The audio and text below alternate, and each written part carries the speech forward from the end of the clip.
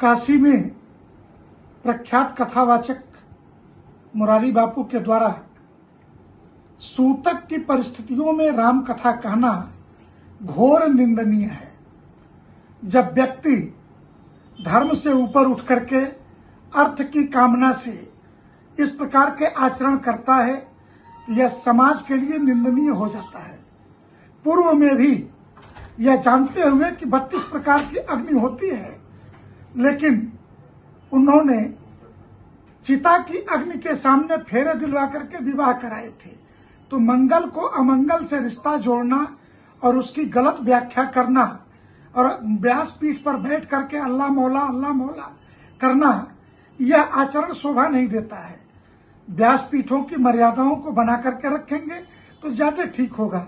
हाँ, सूतक 4 लोगों को नहीं लगता है, ब्रह्मनिष्ठ यति को नहीं लगता है, ब्रह्मचारी को नहीं लगता है, राजा को नहीं लगता है, और प्रतिदिन अग्निहोत्र करने वाले को तो अग्निहोत्री का जो अधिकार है वो सपत्नीक है, न कि अपत्नीक है।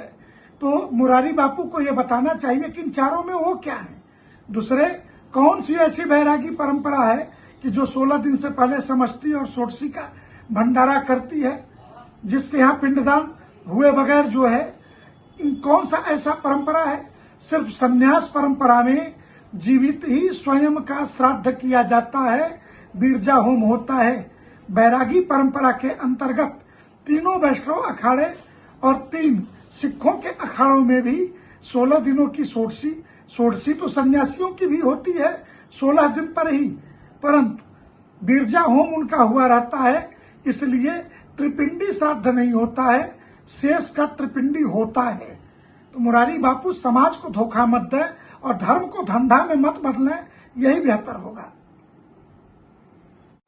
नमस्कार, मैं पंडित संजय उपाध्याय शास्त्रार्थ महाविद्यालय में ज्योतिष का प्रशिक्षक हूँ और परम पूज्य मुरारी बापू जी जो बहुत बड़े कथावाचक हैं, इस समय काशी में कथा करने आए हुए हैं। तो शास्त्र विधि को त्याग करके कोई भी कार्य नहीं करना चाहिए, क्योंकि उनको अशौच लगा हुआ है, उनकी पत्नी का देहांत हो चुका है। इसमें शास्त्र क्या कहता है? सबसे पहले हम गीता से प्रमाण लेते हैं। गीता कहती है, यह शास्त्र विधि मुत्सृज्य वर्तते काम कारतः न स सिद्धि मवाप्नोति न सुखम न पराम गति। गीता कहती है, जो पुरुष शास्त्र विधि को त्याग करके अपनी इच्छा से मनमाना आचरण करता है, वह न सिद्धि को प्राप्त होता है, न परम गति को और न सुख को। यह शास्त्र विधि मुत्सृज्यते वर्तते काम कारतः न स सिद्धि मवाप्नोति न सुखम न पराम गति।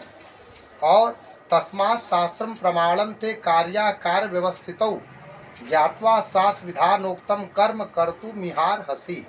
कहने का तात्पर्य, इसलिए तेरे लिए इस कर्तव्य और कर्तव्य की व्यवस्था में शास्त्र ही प्रमाण है, ऐसा जान करके शास्त्र विधि से नियत कर्म करना ही योग्य कहा गया है। अब इस विषय में आगे गीता के 18वें अध्याय में भी कहते हैं। यह तो 16वें अध्याय का 23वां और 24वां श्लोक था। 18वें अध्याय में 17वें अध्याय में श्लोक नंबर 13 में भी कहते हैं, विधिहीनम सृष्टानम मंत्रहीनम च दक्षिणम श्रद्धाभिरहितम यज्ञम तामसम परिशक्षते। शास्त्र विधि से हीन, अन्नदान से रहित, बिना मंत्र के, बिना दक्षिणा के और बिना श्रद्धा के किए जाने वाले यज्ञ को तामस यज्ञ कहते हैं। तो यह एक प्रकार से अगर यह यज्ञ गया रामचरितमानस का यह करते हैं परायण, तो यह तामस यज्ञ कहलाता है। इस विषय में अशौच निर्णय क्या कहता है, इस विषय में हम प्रकाश डालें। तत्र मृता शौचवताम अस्पृश्यत्वं कर्मानधिकारश्च। कहते हैं, तत्र मृता शौचवताम अस्पृश्यत्वं कर्मानधिकारश्च। मृत शौच